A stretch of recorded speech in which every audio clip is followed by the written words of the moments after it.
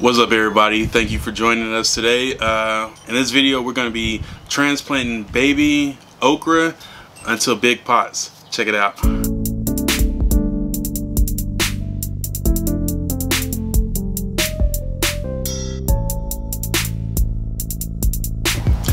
In this video we're going to be transplanting these little okra into containers. So this year I really want to keep the theme of having a container garden.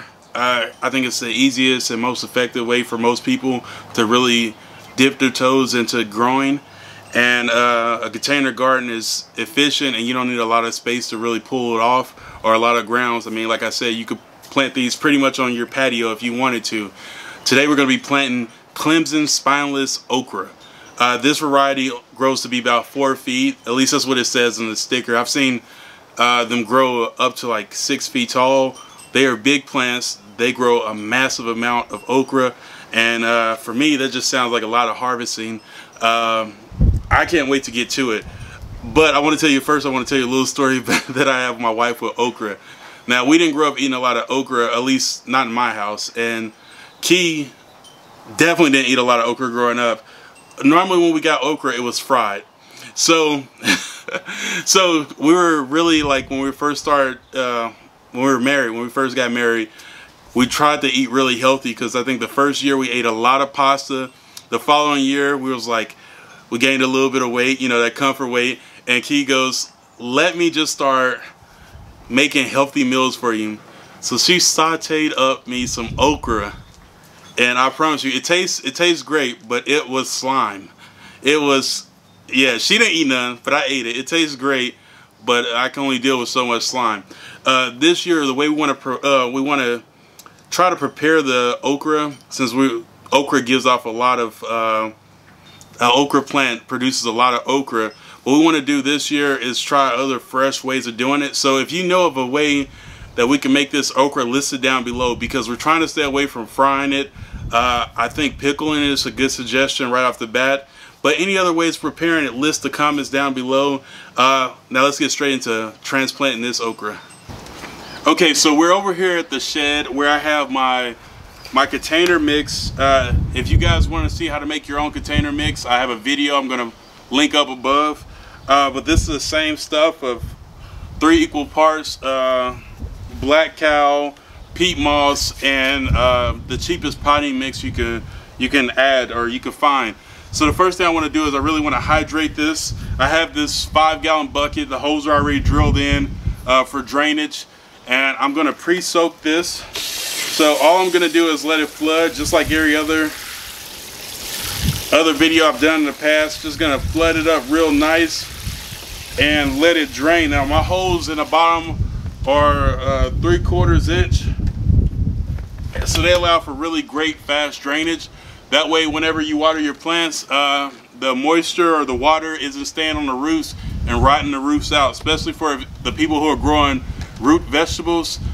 Those things really need to drain real well, or the vegetables below will rot.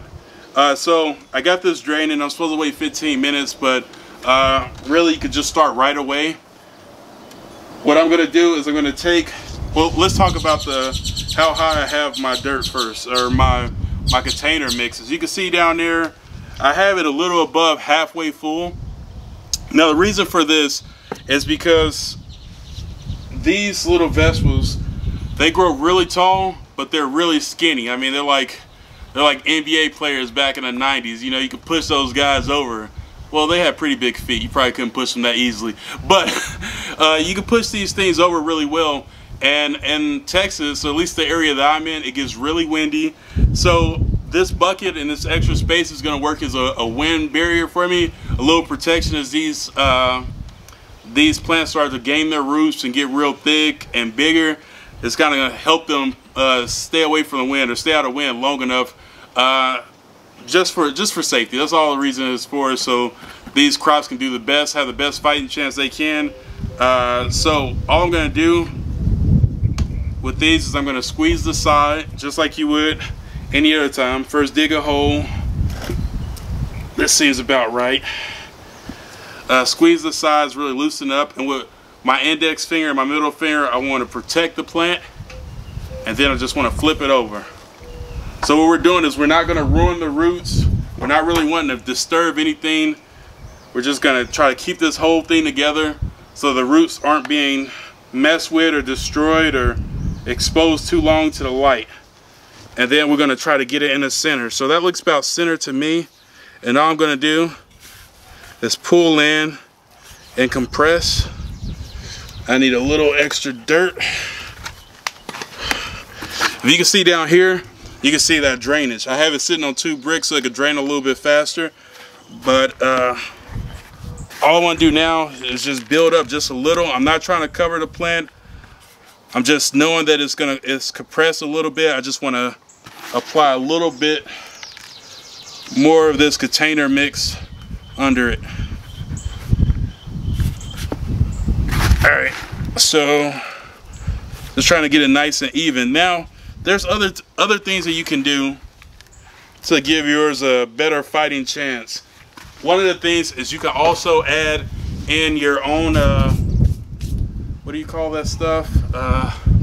Brain fart, straw. You can get some really fine straw, add it in here. You can get some mulch, whatever you can do that's gonna help you retain water. But for the most part, these plants really thrive in this hot weather that Texas has. And normally you want to start bringing them out when nighttime temperatures are around 60 to 70 degrees. So during the day, it doesn't matter really how hot it is, but on an average in Texas, around this time, we're getting about in the 80s. We haven't hit the 90s yet, but when the 90s hit in about June or whatever, these are going to really thrive. They love that hot heat. The other reason for having the big drilling, the big holes at the bottom, is because you want that drainage. Now these kind of plants, they do better in hot heat, so they do better with maybe a little less water. So I plan on watering these plants every other day, and then I'm going to add in a fish oil. I don't have it's a fertilizer mix as liquid. See, normally I would use the blood meal and the bone meal, but for these plants, they do well like in the cheapest soil. Like, so you didn't have to do this mix. You could have just used regular potting mix and they do great. This is just what I had and this is what I use, but it's probably better just to invest in a good fertilizing, like a liquid fertilizer that you'll mix maybe 1 gallon to 2 tablespoons, and that's what you'll use maybe every other week or every 3 weeks. Me, I plan on doing it every 3 weeks. I plan on watering every other day, and that's pretty much going to be my routine.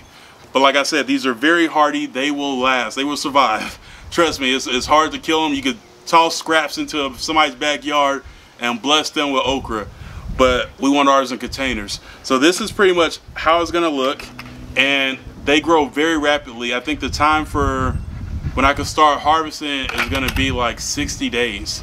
So that's in 2 months you should start seeing fruit.